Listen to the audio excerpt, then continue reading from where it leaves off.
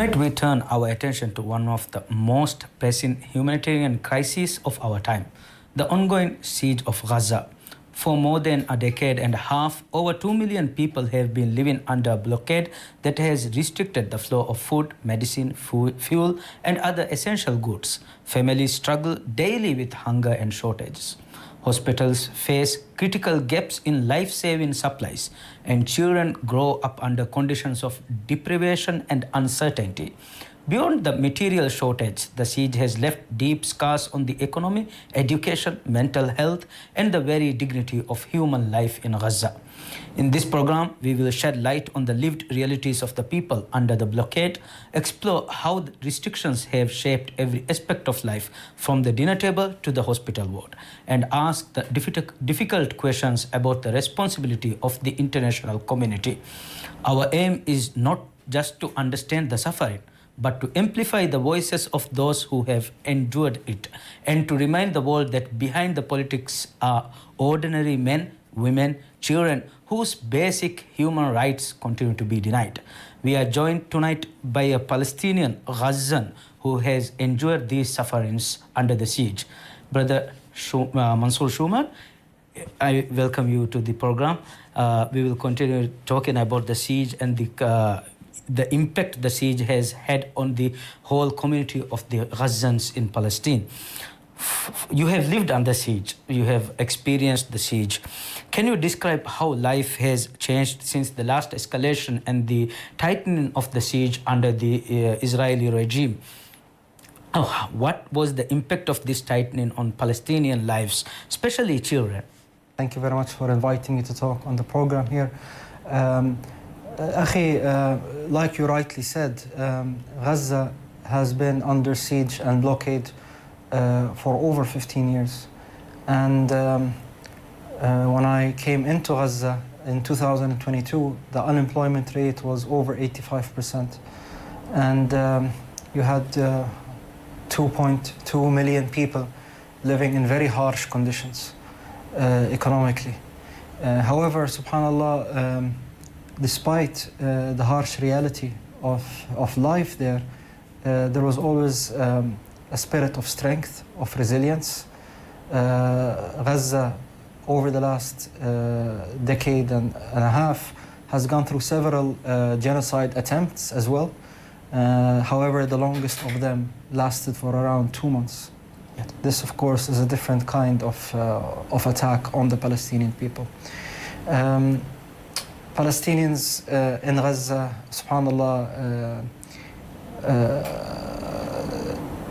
from a geographical perspective, from a logical perspective, Gaza should have been defeated a long time ago.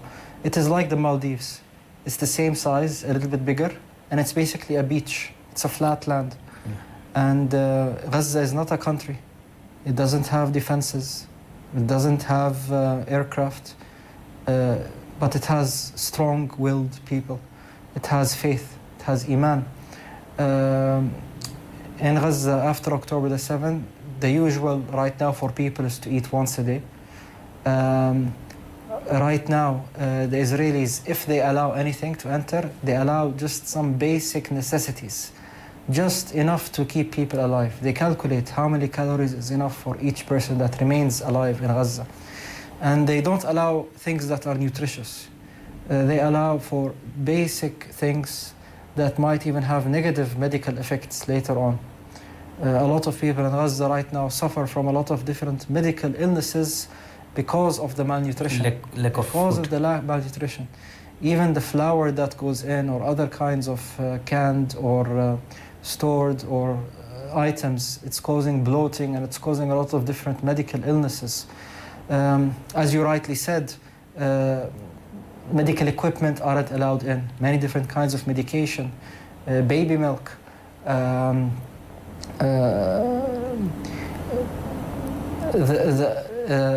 The Zionists are also targeting all leaders of different spaces within Gaza, whether it be those that work in the journalistic field, humanitarian field, medical field, education, people that are social workers, people who have experience in managing municipalities, they are trying to create an array of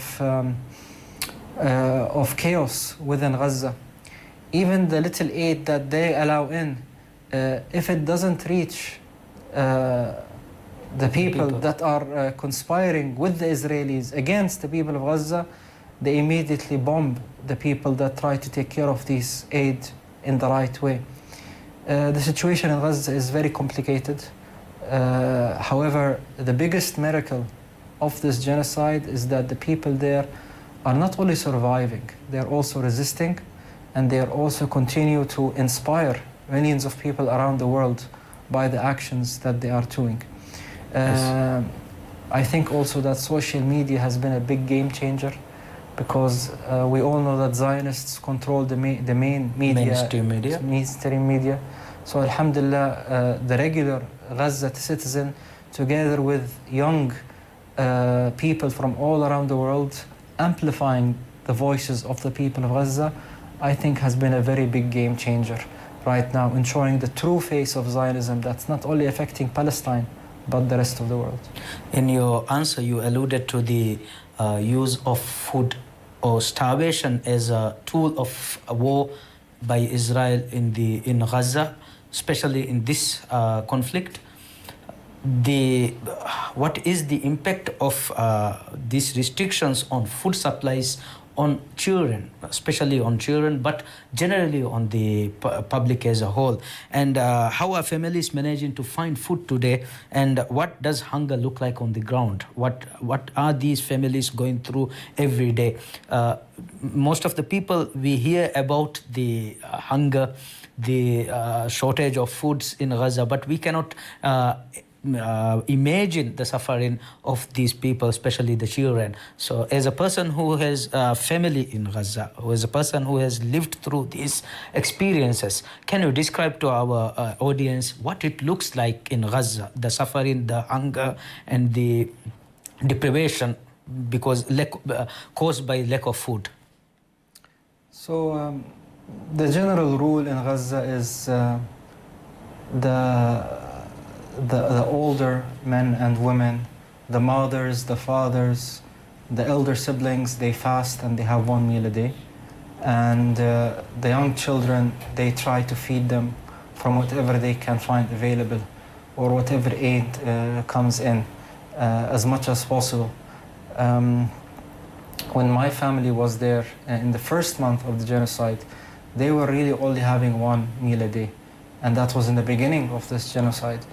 Right now, people wake up, they don't know when their next meal will come. They don't know what they will eat. They are not sure if they will have clean water available to drink. Hygiene, subhanAllah, is a big problem as well, because there's a lack of water networks in Gaza. So people have to make makeshift bathrooms and toilets. Again, there are around 1.8 million people in Gaza. That's a big number. And they are now located in around 20% of the total landmass of Gaza. So you can imagine that any small disease as well that is contagious can easily spread amongst the people there. Any little fire that comes up in one of the tents can easily spread amongst the different people, and there is no system, there is no fire fighting trucks or mechanisms to put out this fire. So people try to plan their days in order to survive, but subhanallah, Allah subhanahu wa ta'ala, there's always, there are ways in which subhanallah people are able to continue to sustain life. I think that for children, we won't see the effects of malnutrition overnight. I think that if this continues, we will see that children who are supposed to grow, for example, 6 feet in length, will be shorter. Their muscle size, their muscle mass will be less. Maybe their brain functions won't be as developed as needed. I think that what the Zionists are trying to do is they're targeting the future generations. They're targeting the youth. They fear the potential of these young generations and future leaders. So they are trying to, in their opinion, they think that when they do such a thing, they can prevent an October the 7th. But I think Allah subhanahu wa ta'ala has blinded them that with their policies, they are creating a lot of people like Gaza all around the world right now that hate what the Zionists are doing and hate their policies. And also, people even in one of the strongest nations on this world, America, people who always used to support Zionism and Israel are now questioning what they are doing with Israel. You hear a lot about the MAGA right-wing leaders and supporters that are now openly saying that they shouldn't be funding Israel, they shouldn't be receiving support from IPAC. I think the whole world has also heard about the Epstein files and the blackmailing that has occurred by Israel and the Mossad against leaders in America and in other places of the world. There's a trend created by the by what we have seen, what we have witnessed in Gaza. The trend, the tide has changed against Israel over the past year or year and a few months. But we have to go and speak. We have to speak about the situation in Gaza to create such a tide. And to create that tide, we have to explain to our audiences how much suffering Gazans are going through. One of the key aspects of the Israeli siege on Gaza is the aspect of siege on medicine and medical equipment, medical facilities. We have seen so many hospitals bombarded and later Israeli army attacking those hospitals. We have witnessed the suffering caused in these hospitals. Hospitals are overwhelmed even before the siege, even before the war. But right now the hospitals are overwhelmed very much. Medicine is running out. There are no equipment. There is a huge gap between the need and the equipments available. So can you describe and explain to the audience how much suffrage the medical industry in Gaza has gone through over the 1 year and a half of this conflict? Yeah. So, subhanAllah, Gaza before the genocide had over 20 different main hospitals and several clinics, dozens of clinics. Almost 90% of the medical facilities have been bombed to the ground. There's nothing left. So in terms of infrastructure, the doctors there are improvising, right? Like they are operating on people without anesthesia. They have to choose who will live and who will die because of the number of cases that come in and the lack of medication and the lack of operating tools. My brother-in-law, he leads the orthodontic surgeries procedures in Gaza right now, and every day is a very big challenge, and it's getting worse. It's getting harder and harder. You talk to some of the medical doctors that are able to enter Gaza and perform some of these surgeries and operations, and they tell you, how much sometimes they feel that they can't do anything. I mean, they have to see that patient pass away in a very hard and stressful environment, and they cannot do anything to save him or her.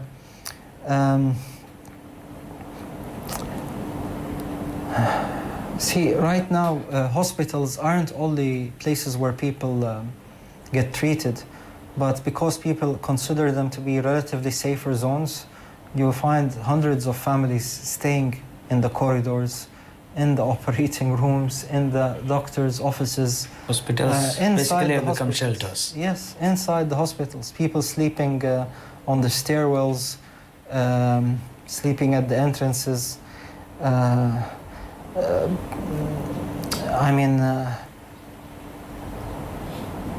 The situation is beyond horrific. But again, despite all of that, the people haven't given up, right? Like people aren't raising the white flag. The resistance is well and alive. Yes. I mean, look, subhanAllah, any society, its backbone is the women. And subhanAllah, as men, maybe we are more mentally and physically strong, but what about the women? Like, subhanAllah, even the women of Gaza are stronger than most of us. Yes. Allah subhanahu wa ta'ala has brought down on them peace and tranquility and steadfastness. And I think we have a lot to learn from how they are able to not only manage their day-to-day activities, manage taking care of their families, their children, their relatives, their homes.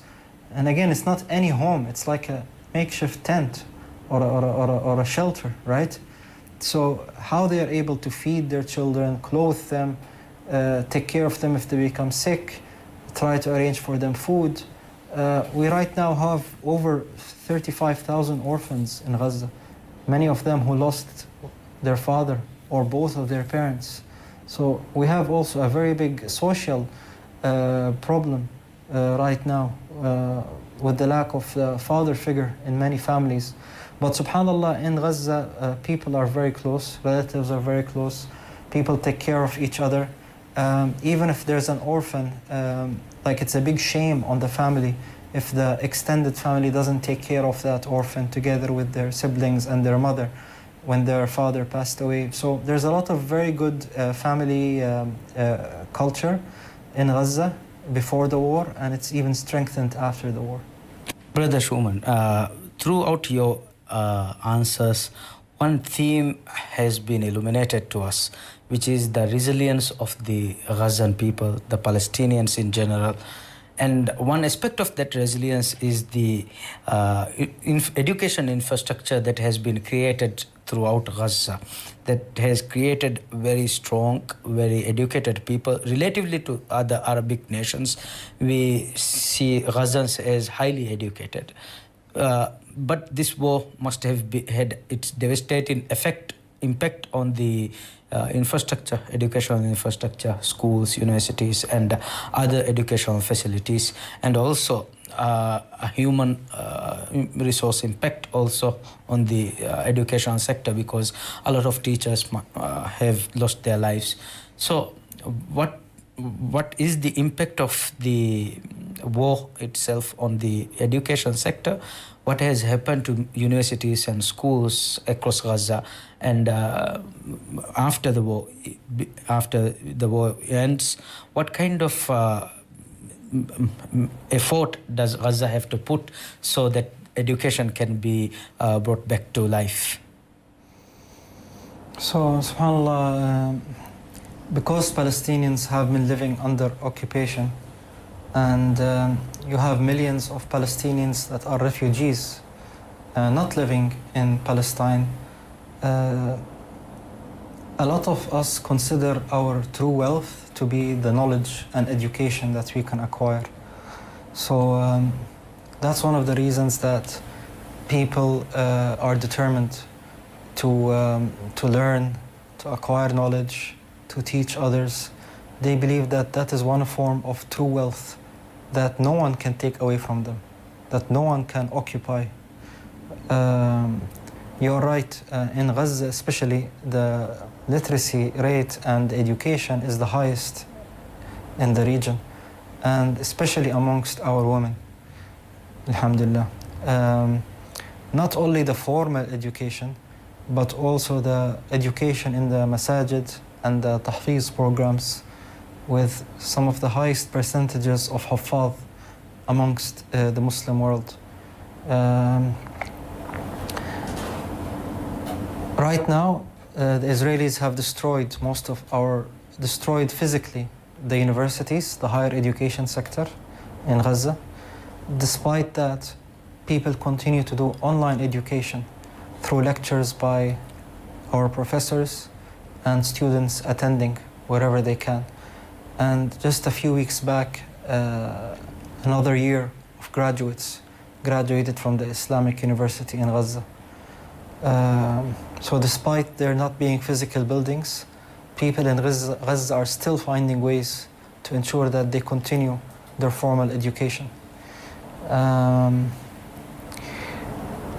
I think that it will take time to rebuild Gaza. especially its education sector, physically. But I believe that people from all around the world will want to come and help rebuild the educational sector. And inshallah, tomorrow, once Gaza is free, once the borders are open, I think that millions of people will move into Palestine and Gaza, and not the other way around. I think, inshallah, that Palestine has a very, very bright future, and that, as promised by Allah subhanahu wa ta'ala in Surah Al-Isra, this will be the demise of the Zionists, and inshallah become the lantern for the whole world, inshallah, moving forward. As you have expressed multiple times, Gazans, the people of Gaza, and in general Palestinians, have been very resilient, and they have shown to the world what it means to have faith in Allah. Can you explain to us, can you explain to a layman how Gazans and Palestinians find this courage, this braveness that pushes them to go through all these suffering, all these devastations, numerous indignities, and yet come out so dignified, come out so courageous? Can you explain to the a Moldavian how Palestinians find this courage and bravery? So first of all, we need to look at history, and that geography for thousands of years, even before Islam, has always been a center of battles and struggles amongst different civilizations.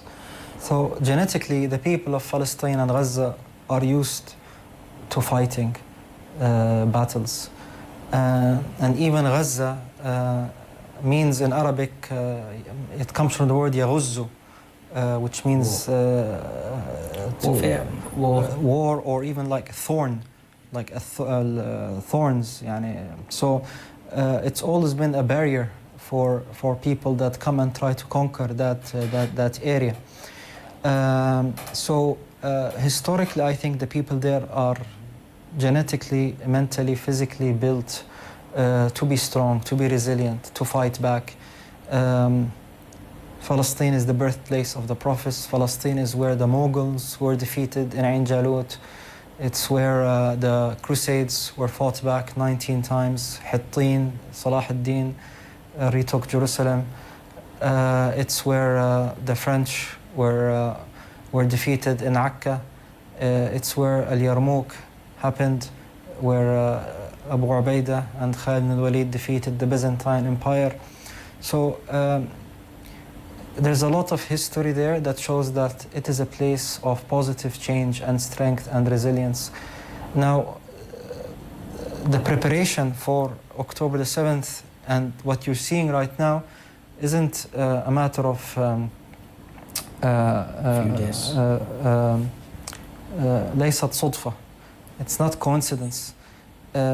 People have been, Allah subhanahu wa ta'ala has been preparing that area through, like I said, they had 6 wars before that. So people slowly got used to live with less food, under bombardment, lack of security, losing loved ones. But also the leaders of Gaza, they were trying to create a new generation of youth that were brought up in the masjid environment. There's a masjid culture in Gaza. In Gaza, when people ask you where you are, you don't tell them which street. You tell them beside which masjid. Like, I'm from Al-Abbas Masjid, right, area. So when children come back from school, they go to the mosques, both men and women, both boys and girls, to learn the Quran, the Sunnah, to participate in extracurricular activities.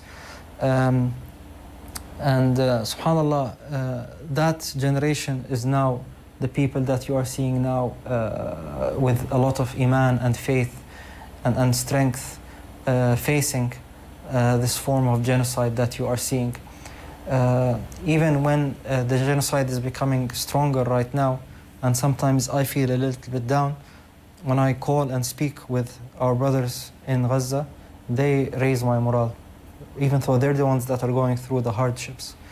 I even had them speak to some of the brothers here in Maldives, and subhanAllah, yani they uplifted their morals as well. So, subhanAllah, one day we will all die, right? The question is, how are we going to live? What are we going to sacrifice? What values are we bringing to the world? You know, how we will raise our children based on what? So, alhamdulillah, the people of Gaza, and Allah subhanahu wa ta'ala continues to send signs that they are on the right, and He's preparing them for something even better that is coming, inshallah.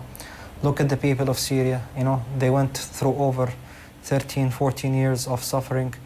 People thought that, subhanAllah, why Allah subhanahu wa ta'ala is doing this to them. But then within 11 days, they freed all of Syria. And alhamdulillah, Ahl Sunnah wal Jama'ah are now in Bilad al-Sham.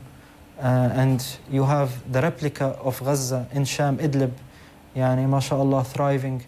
And you have hundreds of thousands of people in Syria and all around the world waiting for the right moment, inshallah, to walk towards Palestine.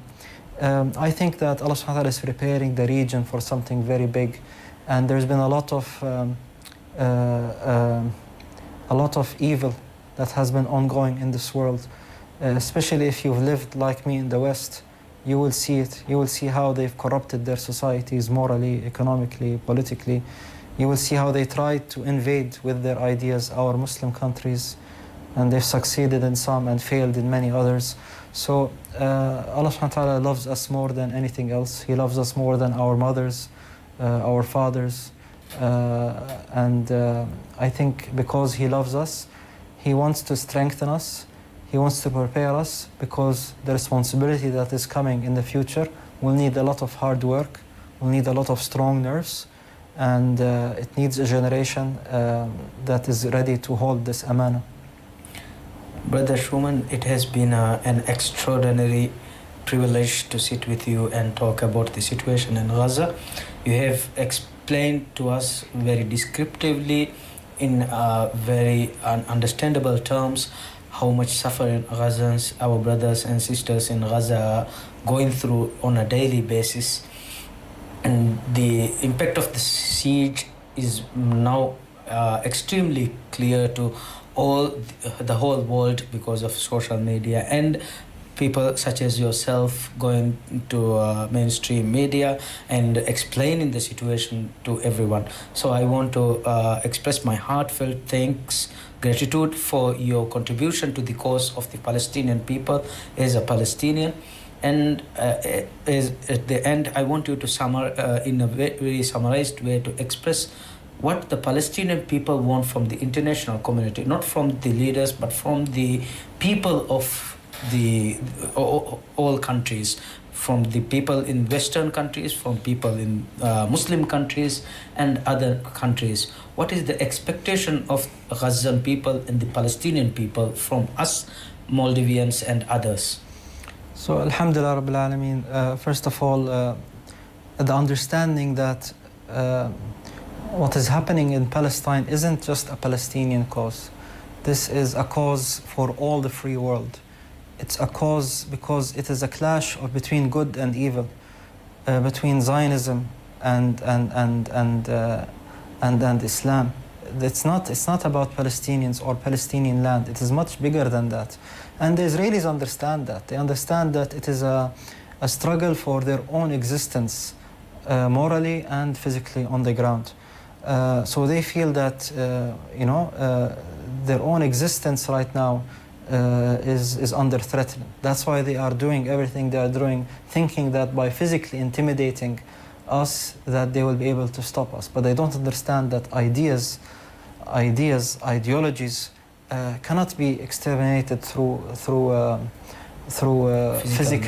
physical means, right? So alhamdulillah, we have divine haqq from Allah subhanahu wa ta'ala. When I've been here in the Maldives, I felt that Maldives and Palestine, subhanallah, are one. We are all Muslims. these Sykes and Biko flags and artificial borders don't differentiate between us. Despite the long distance, subhanAllah, I felt the love and the humility and the courage of the people of the Maldives in their demonstrations, in their du'as, in their actions when they donate to recognized humanitarian agencies like IAC that help the people of Gaza on the ground, their policymakers that passed resolutions to ban Israeli genocide doers to enter Maldives, and it's and how that prevailed as well, alhamdulillah, within the international community. It's very important that they continue to raise their voices on social media. Don't underestimate it. That has been the game changer, I think, in this genocide attempt, because before that, social media apps weren't as prevalent. It was mostly TV stations. But right now, I think social media is really what changed the game. So to continue to work on that, even if they delete your accounts, even if they pause them, create 10 new ones, it's okay. Keep doing it. Don't stop. Jihad is not only physically, but also monetary, with your tongue, so with what you write. So continue to renew your intention, inshallah, that one day, yes, you are now here in Maldives, but one day you might pray with us in a free Jerusalem. So don't think that this is too far. I think we are coming very close to it. I think we will see it, inshallah, in our generation, and you will be witnessing history. You are very lucky. Our parents, our grandparents, they lived through a very hard time for the Muslim Ummah, especially after the end of the Ottoman Empire and after World War II. They went through a lot of defeats. But right now, this is the time for Muslims and Islam to rise. So be prepared for that. Make sure that Allah uses you and not replaces you. This deen doesn't need you. You need this. So inshallah, we all be utilized moving forward. Thank you, Brother Shuman. It was a great pleasure, and your ending note was very hopeful. It gives us hope. It gives us the hope that there is light at the end of the tunnel. Even if oppression extends for years and years, decades, but it will always end. It will not endure till the end. So, brother, thank you for giving us some time, and thank you for explaining the situation in Gaza to our audience. And it was a pleasure having you here, and it was a pleasure to have you as our guest in MMTV, also in Maldives. Thank you, brother. Assalamu alaikum wa rahmatullahi wa barakatuh. We will be. This program is a series of programs. We will be conducting interviews with other Palestinians in Maldives to bring you information regarding the situation in Gaza. So today our interview finishes here, but inshallah in the upcoming days we will be bringing more information to you about the situation in Palestine, especially in Gaza. Assalamu alaikum wa rahmatullahi wa barakatuh.